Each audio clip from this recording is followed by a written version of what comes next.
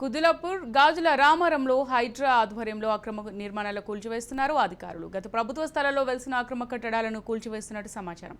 Hydraa commissioner ఏవి రంగనాథ్ ఆదేశాల మేరకు గాజుల రామారం దేవేందర్ నగర్లోని సర్వే నెంబర్ 329, 342లోని అక్రమ నిర్మాణాలు కూల్చివేతలు జరుగుతున్నాయి.